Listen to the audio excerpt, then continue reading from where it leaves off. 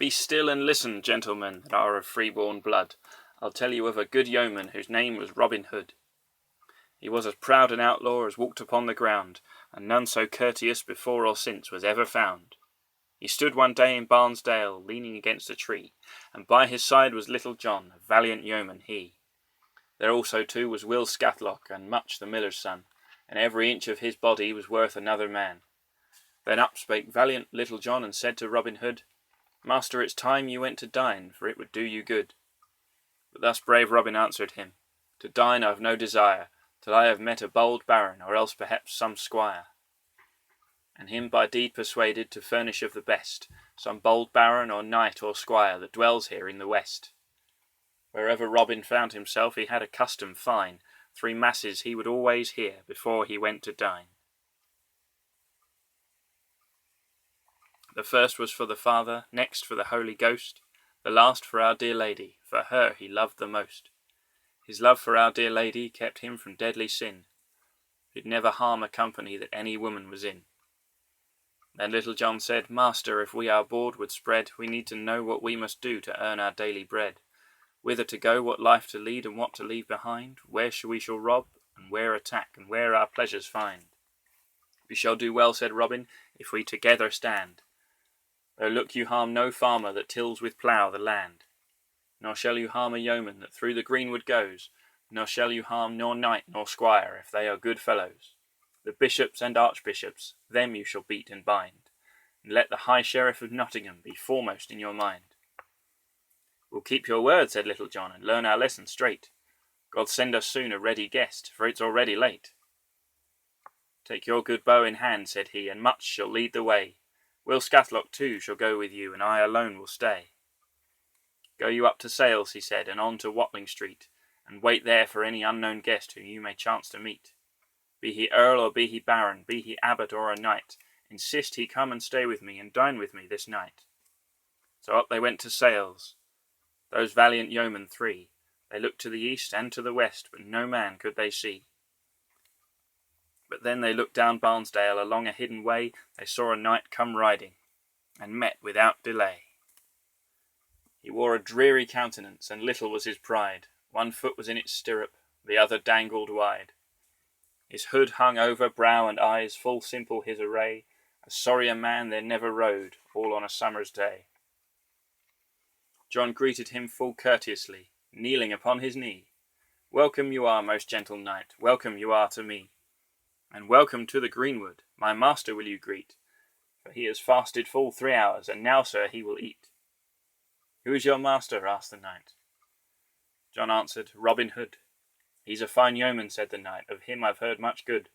So I'll go in your company, my brothers, on your way, although in Blythe or Doncaster I'd thought to dine today.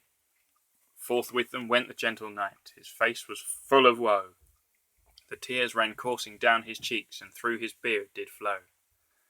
They brought him to the lodge's door, where Robin did appear. Full courteously he doffed his hood, and knelt before him there. Welcome, sir knight, said Robin, welcome you are to me, for I have waited without food, good sir, these hours 3.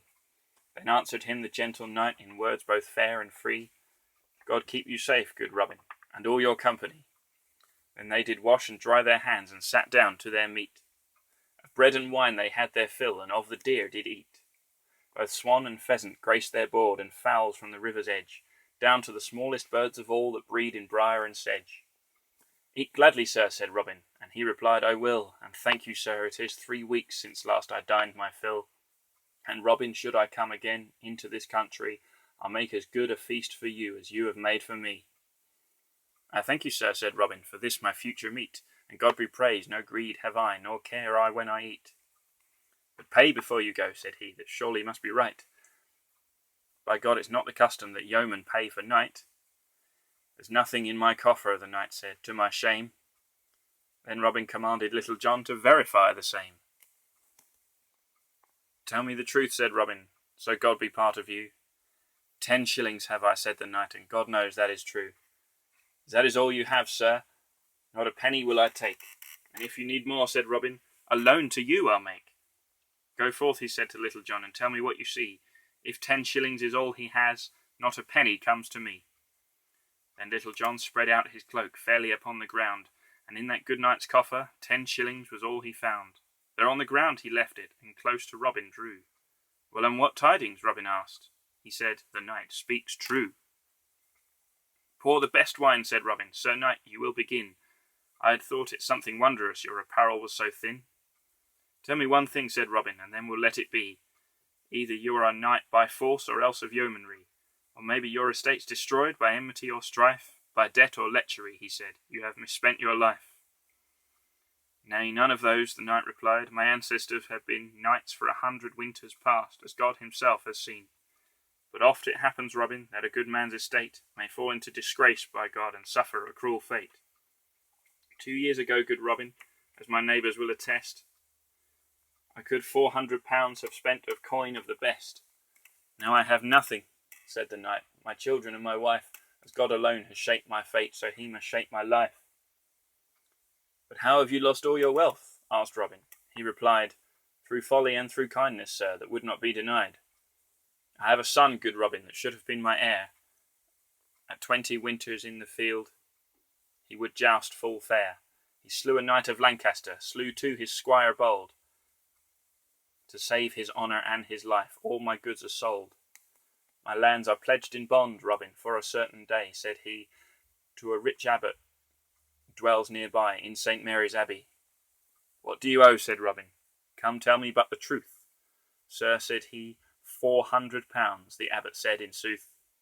Said Robin, what will come of you, should you then fail to pay? The knight said, over the salty seas I'll swiftly sail away, to see the land where our Lord lived and died on Calvary. And so I'll say farewell, good friend, for what must be, must be. Tears then fell from both his eyes. He would have gone his way. There is no other path for me, so farewell and good day. Where are your friends? Asked Robin. Sir, they now disown the very man who in his wealth they boasted to have known. Like a herd of lowly beasts my presence now they shun, and as if they knew me not, away from me they run. For sorrow then wept Little John, and much let fall a tear, till Robin said, Give him good wine, for that is simple cheer. Have you some friend, asked Robin, that might your warrant be? He said, No friend of I, saved him that died upon a tree.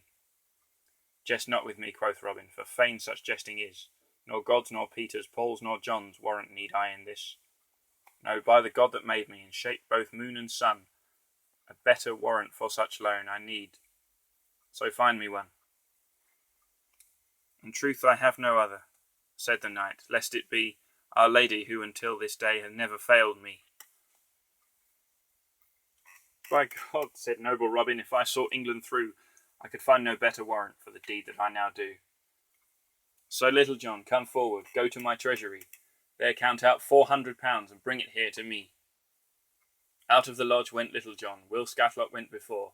They counted out £400 by 28 score. Ask much, think you this is well done?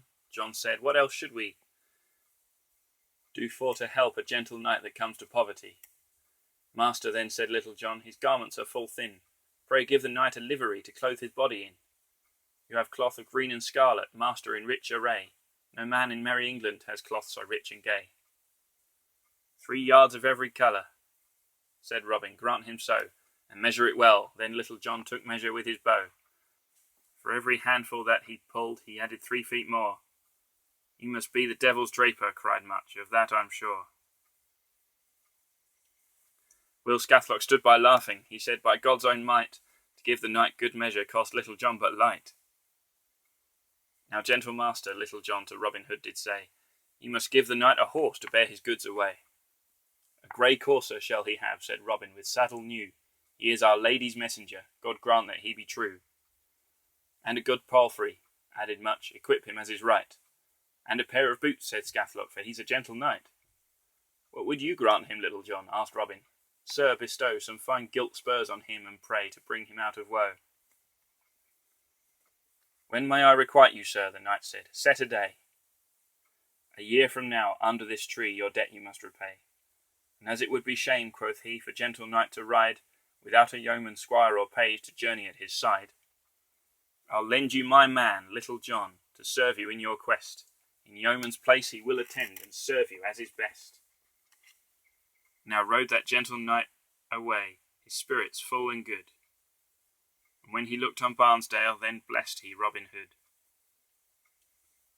And when he thought on Barnesdale, on Scathlock, Much, and John, he blessed the noblest company that he had come upon. Anon up spoke the noble knight to Little John, said he, Tomorrow I must go to York, unto St. Mary's Abbey, and to the abbot of that place, so it be understood, £400 I needs must pay, or my land is lost for good. Now the abbot addressed his convent. 12 months ago, quoth he, a knight borrowed £400 from this our company. This loan he took against his lands. Unless he comes, said he, to pay it on this very day, forfeit his lands shall be. It is still early, said the prior, the day is not yet sped. £100 I'd rather pay to go straight to my bed.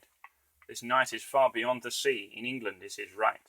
Hunger and cold are his portion, and many a sorry plight. It would be shame, the prior said, thus promptly to fulfil the debt, unless your conscience says you do the knight no ill. By God and good St. Richard, you're always in my hair, the abbot swore. Just then came in the fat old cellarer.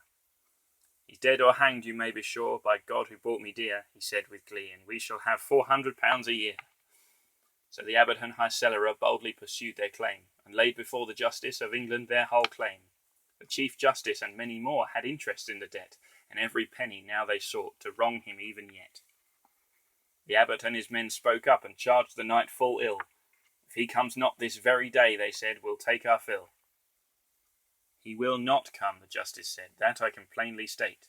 But at that moment, woe to them, the knight came to the gate, and there addressed his company, putting them at their ease. Dress yourselves in the simple clothes that you wore overseas. So thus arrayed in simple clothes, they came to the gates anon, and met there from the porter a welcome every one. Welcome, Sir Knight, the porter said, my lord is at his meat, and so is many a gentleman that gently you would greet. Then the porter swore an oath, God's truth indeed, said he, here are the finest horses that ever I did see. Lead them into the stables, let them be eased and fed. But the knight refused, till I am assured thou stay outside, he said. Be of good cheer, Sir Abbot, he cried, I have kept my day. The first words that the abbot spoke were, have you come to pay? Not a penny piece, the knight said, by God that created me. A wise debtor, the abbot said, Sir Justice, drink to me. Why come you? Asked the abbot. If your debt you cannot pay. The knight said, before God and you, to bed a longer stay. Your time's up, said the justice, your land in forfeit goes. Now, good Sir Justice, be my friend, defend me from my foes. I'm on the abbot's side, said he, I took his gifts and fee. Now, good Sir Sheriff, be my friend. Nay, before God, said he. Now, good Sir Abbot, be my friend, and in all courtesy, till I have settled all my debt, hold you my land in fee, and I will serve you, said the knight, and gladly honour you, till you have from me £400 of money good and true. By God, then swore the abbot that hung upon the tree, wherever else you get your land, you will get none of me. By the dear God that made me, and all this world has wrought, give me my land, or else, he said, it shall be dearly bought. God that was of a maiden born, now grant that we succeed. Full fair it is to find a friend, when a fair friend you need. The look the abbot cast was black, and villain did him call. Go, he said, you knight so false, I charge you to leave my hall. Then said the gentle knight, you lie, Sir Abbot, in your hall, for villain false I never was, by God that made us all. Then up he got that gentle knight, and to the company he said, to make me kneel so long is less than courtesy. In jousting and in tourney I have travelled far and wide, and put myself as far in fight as any that I spied. The justice said, what will you give if the knight should make release? Or else that land, I dare well swear, you'll never own in peace. £100, the abbot said. Said the justice, give him two. By God, the knight said, there's no way my land shall come to you. Though you should give 1,000 more, you'll not get your desire. For my heir there shall never be justice, abbot nor friar. And going to the table, towards that table round, out of his bag right there and then he shook £400. Take back the gold, Sir Abbot, that you lent me before. Had you but shown me courtesy, I'd have repaid you more. The abbot ceased his feasting. He ignored the royal fare. His head cast on his shoulder, at the justice he did stare. Give me that gold again, he said, the gold I gave so free. Not a penny, said the justice, by a God that died on tree. Sir Abbot and you men of law, said the knight, I kept my day, nor shall I have my land again, for aught that you can say. Out he went, out through the gate, he cast off all his care, and put his richest garments on, the others he left there. He went his way with merry song, or so men tell the tale. His lady met him at the gate, at home in Verisdale. Welcome, my lord, his lady said, is your land lost for good? Be merry, dame, the knight replied, and pray for Robin Hood. His soul should ever be in bliss, he helped me out of woe. Had he not shown me kindness, to beggary we'd go. Now I have settled everything, the abbot's had his pay, that gentle yeoman lent it me as I came by the way. The gentle knight dwelled fair at home, until, the truth to stay, he'd garnered the £400 all ready to repay. He bought himself 100 bows, the strings were fair and tight, and 100 sheaves of arrows good, their heads were burnished bright. Each arrow was an ell in length, with peacock feather flight, and furnished with white silver, it was a goodly sight. He hired himself 100 men, armed and equipped aright, and he himself rode at their head, arrayed in red and white. A lance he carried in his hand, a page to guide his horse, and they with many a cheerful song to Barnesdale took their course. A wrestling match upon the bridge he'd stopped a while to see, and there were all the best yeomen that dwelled in the west country. A fine white bull would be the prize for the winner of the fight, and a great courser too, with golden harness burnished bright. A pair of gloves, a red gold ring, a pipe of wine also. Whoever should perform the best, to him the prize should go. There was a yeoman in that place whose worthiness was plain, yet far from friends and home was he, and might well have been slain. On him the knight had pity, and seeing how things stood, he vowed the man would take no harm for love of Robin Hood. He made his way into the crowd, his men they followed free, with bows drawn back and arrows sharp, to shame that company. The crowd thrust back and gave him space to hear what he would say. The knight then raised his hands on high, and gave that man the play. 5 marks he paid him for the wine, and broached it on the ground. He offered there and then a drink to every man around. And thus he stayed, that gentle knight, until the games were done, though Robin waited for his meat until mid-afternoon. Be still now, listen, gentlemen, all who are gathered here. I'll tell you the tale of Little John, and good mirth you shall hear. The young men went out shooting upon a merry day, and Little Johnny took his bow to challenge them in play. 3 times he loosed his trusty bow, 3 times he split the wood, so that the Sheriff of Nottingham, who proud by the target stood, right there and then he swore an oath, saying, by him who died, that archer is the greatest man that I have ever spied. Tell me, he said, you brave young man, what name to you they give, and in what country were you born, and where do you now live? Sir, I was born in Holderness, my mother gave me care. Men call me Reynold Greenleaf, who know me from up there. Tell me, Reynold Greenleaf, would you come live with me? Each year I'll pay you 20 marks, and that shall be your fee. I have a master, then said John, a courteous knight is he. If you can get full leave of him, then better it would be. The knight relinquished Little John for 12 months to the day. The sheriff then a brave good horse gave him right away. So Little John full craftily became the sheriff's man, and thus for all the sheriff's tricks to pay him back again. So God me help, said Little John, now by my faith he swore, I'll be the vilest servant that ever sheriff saw. The sheriff then went hunting upon a fine Wednesday, but Little Johnny stayed behind, alone his tricks to play. He lay in bed till afternoon, no food had he to eat. Good steward, he cried, I beg of you to give me now my meat. It's far too long for Greenleaf thus fasting to remain, therefore I beg you, steward, my dinner for my pain. The steward said, no meat or drink till my lord comes to town. By God, said Little John, I vow I'd rather crack your crown. Insolently the butler stared as he stood on the floor, then straightway to the buttery he ran and shut the door. But John he gave him such a tap he nearly broke his back, and though he lived 100 years he'd not forget that crack. And with his foot he kicked the door till it burst open wide, and helped himself to the ale and wine that he did find inside. Since you will not dine, said he, I'll give you so much drink that you should live 100 years, of me you'll always think. Then Little John he ate and drank until he'd had his fill, but in the sheriff's kitchen was a cook with a strong will. I vow to God, the bold cook said, you are a brazen knave, thus to live in your master's house and all his meat to crave. And with these words on Little John 3 lusty strokes he laid. You please me well, cried Little John, such strokes shall be repaid. You are both bold and hardy, to that I can attest. Before I leave this place, I vow I'll put you to the test. Right there and then he drew his sword, the cook took in his hand. Neither thought nor turned to flee, but boldly took their stand. And there they fought together, covering 2 miles of ground. Though they fought for nigh an hour, neither received a wound. Said Little John, in truth and faith, to God I make my vow, a better man with sword in hand never I saw till now. If you could draw a bow as well, then you should come with me to Robin in the greenwood, and from him take your fee. He'll give you 20 marks a year, and clothe you in green, said he. Put up your sword, the cook replied, and we will fellows be. Then to the best meat of a doe to Little John he fed, and there the 2 men ate and drank their fill of wine and bread. And when they had both drunk their fill, they pledged right solemnly that on the very self-same night with Robin they would be. They went into the treasure house as soon as they were done, and all the locks of full good steel were broken, every one. They took away the silver plate and all that they could find. When they had gone, no plate nor cup nor spoon was left behind. More than 300 pounds they took of coin there beside. Then straightway to the greenwood, and Robin they did ride.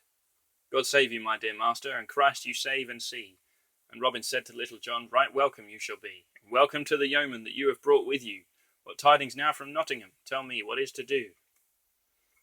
The proud sheriff greets you well, and sends you here with me, his cook and all his silver plate, 300 pounds and 3. I vow to God, said Robin Hood, and to the Trinity, it never was with his good will that these goods came to me. And Little John bethought himself a crafty trick to play. 5 miles through the wood he ran until he found his prey. There was the proud sheriff, hunting with horn and hound, and there before him courteously John knelt upon the ground. God save you, my dear master, and Christ you save, I vow. Reynold Greenleaf, the sheriff said, where have you been till now? He answered, in this forest a fair sight have I seen, indeed perhaps the fairest sight that there has ever been. Yonder I saw a fine young hart, and green he was all over. Round him a herd of 70 deer, to give the hart good cover. And 60 of them had such horns as sharp can be. Master, I dared not shoot at them, for fear they would gore me. I vow to God, the sheriff said, that sight I'll gladly see. Then come with me, dear master, at once, and follow me. The sheriff rode, and Little John on foot was quick and smart. And when they came to Robin, cried, Lo, sir, here is the hart. Then the sheriff stood stock still, a proud man and afraid. I curse you, Reynold Greenleaf, for me you have betrayed. You are to blame, said Little John. Master, you did decline, when I was in your service, to let me drink or dine. Soon they sat down to supper, on silver it was served. But the sheriff was filled with sorrow, when he that plate observed. Be of good cheer, said Robin. Sheriff, do not despair. For the love of Little John, your life I'll gladly spare. When they all had supped their fill, the day was almost sped. Then Robin commanded Little John his garments there to shed, his hose, his shoes, his kirtle, his coat all furred and fine, and gave him a green mantle to wrap his body in. Then all Robin's brave young men under the greenwood tree lay wrapped in green, as he had said, that the sheriff might then see. And the proud sheriff only his shirt and breeches wore. He lay beneath the greenwood tree till his bones ached full sore. Be of good cheer, said Robin, sheriff in charity, to lie so is our custom under the greenwood tree. 'Tis a harder way of life than any monk's, I fear. For all the gold in England I would not long live here. For 12 long months, said Robin, you shall remain with me, and sheriff I shall teach you an outlaw for to be. I would not stay another night, the sheriff said. Instead, I would forgive you, Robin, if you cut off my head. I beg you let me go, said he, for holy charity, and then forever and a day I your best friend will be. Swear me an oath, said Robin, upon my sword's bright blade, that neither on water nor on land shall any trap be laid. And should you find a man of mine, either by night or day, upon that same oath you must swear to help him if you may. Now has the sheriff sworn his oath, and home at last is gone. He was as green as his young wood, hard as a heap of stone. The sheriff dwelled in Nottingham, and glad that he was gone, Robin and his merry men returned to the woods anon. Now let us dine, said Little John, but Robin Hood said, Nay, our lady must be wroth with me, she has not sent my pay. Master, doubt not, said Little John, the sun is not yet set. The night is true, and I dare swear he will repay you yet. Said Robin, take your bow in hand, and much for company. Take William Scathlock too, let none of you abide with me. Go you up under the sails, and so to Watling Street, and wait there for whatever guest that you may chance to meet. Whether he be a messenger, or quick with joke and jest, or just a poor man, of my goods I'll give him all the best. So on his way went Little John, full anxious for the night. Under his mantle girded was a good full sword and bright. And up they went on to the sails, Robin's yeomen three. They looked to the east and to the west, but no man could they see. Then as they looked towards Barnesdale, along the road they see a pair of monks, all dressed in black, each on a good palfrey. Then up spoke brave Little John, and to his friends did say, I'll pledge my life that these two monks are bringing us our pay. So make good cheer, said Little John, and loose your bows of yew. Look that your hearts be sober, and your strings sure and true. That monk has 52 men and 7 horses strong. So royally no bishop rides in all this land along. We are but 3, said Little John, who wait here in this place. But if we bring them not to dine, Robin we dare not face. So bend your bows, said Little John, and make their mob to stand. The man in front, his life and death I hold here in my hand. Now monk or churl, said Little John, no further shall you ride. Your life, by God, is in my hand, and here you shall abide. Bad luck be on your head, said John, and under your hat no good. Our master's angry that you keep him so long from his food. Who is your master? Asked the monk. John answered, Robin Hood. The monk said, Of that lusty thief I never heard much good. Why then you lie, said Little John, and that you will regret. That yeoman asks you now to dine, and he awaits you yet. Much had prepared already an arrow of the best, and that the monk should tumble down, he pushed him in the chest. Of the 52 yeomen, there now abode not one, except a little page and groom to lead the horses on. They brought the monk to Robin's door, though he was loath to go, for he should speak with Robin Hood, whether he willed or no. Good Robin then threw back his hood, and showed the monk his face. The monk was not so courteous, his hood he left in place. Master, he's nothing but a churl, by God, said Little John. What care I for a man like that, who courtesy knows none? How many men, asked Robin, were with him, Little John? 52 when we met, but most of them are gone. Now blow your horn, said Robin Hood, and call our fellows here. Full 70 of yeomen brave, then marching did appear. The scarlet and striped mantles bravely they did display. They came before good Robin Hood to hear what he would say, and sit with him at dinner. Then Robin and Little John they bade the monk to wash and dry, and served him food anon. Eat well, Sir Monk, said Robin. I thank you, sir, said he. Where do you make your vows? They asked, and which is your abbey? St. Mary's Abbey, said the monk, though I be humble here. What is your office? Robin asked. Sir, the high cellarer. You are more welcome then, Sir Monk. So may we thrive, said he. Give him the best of all our wines, that he may drink to me. And yet I marvel, Robin said, through all this livelong day. I fear my lady's anger, that she sends not my pay. Master, fear not, said Little John, you have no need to fear. This monk is from her abbey. Surely he has brought it here. She was the warrant, Robin said, between the knight and me, of the money that I lent him under the greenwood tree. So if you come with silver, I pray you let me see, and I shall help you any time that you have need of me.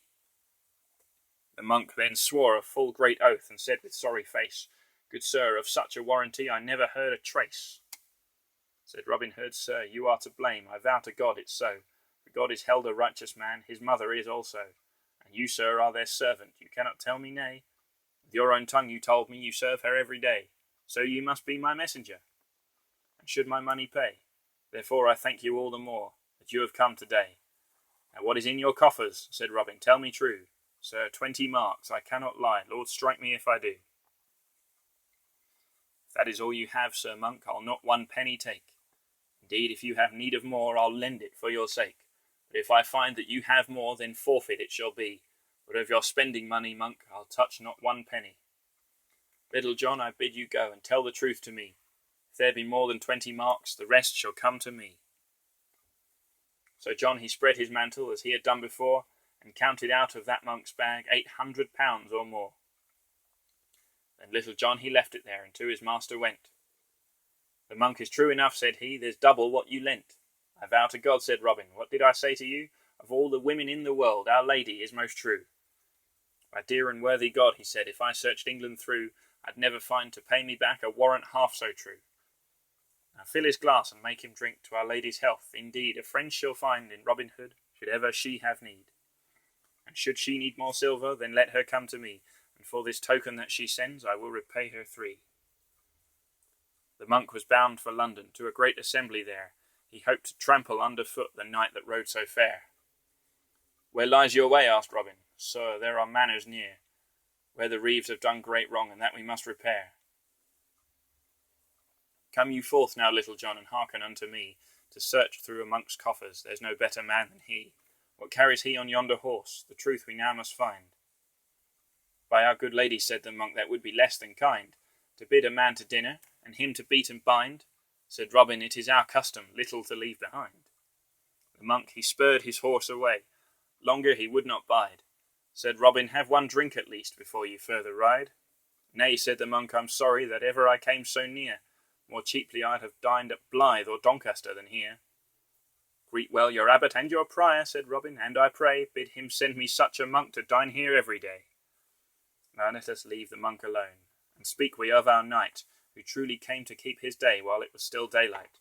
Straightway he went to Barnesdale, under the greenwood tree, and there he found good Robin, with all his company. The knight from his fine palfrey dismounted then with ease. He courteously put back his hood, and knelt down on his knees. God save you now, bold Robin, and all your merry men. Right welcome to you, gentle knight, said noble Robin then. Thus Robin Hood addressed himself unto the knight so free. What drive you to the greenwood, I pray you, sir, tell me. Though you have tarried over long, you're welcome, gentle knight. The abbot and high justice, sir, brought lawyers to the fight. But have you your land again, good sir? Asked Robin. Tell me true. Yes, and for that, replied the knight, I thank both God and you. I was delayed along the way. It happened in this wise. At a wrestling match they tried to rob the winner of his prize. I helped him, take it not amiss. No, sir, by God, said he, a knight that helps a yeoman my friend shall always be. Here then is £400, the coin you lent to me, and 20 marks as well, to thank you for your courtesy. Said Robin, you shall keep it all, it is your own, indeed. Our Lady sent her cellarer, who gave us all we need. If I should take it twice, Sir Knight, then shame it were to me, and truly I may say that you most welcome are to me. When Robin told him all the tale, he laughed and made good cheer. Yet by my oath, the knight then said, your money is all here. Then use it well, said Robin, you gentle knight so free. I hope you find your welcome good under my meeting tree. But what are those bows? Asked Robin. Those feathers arrowed too.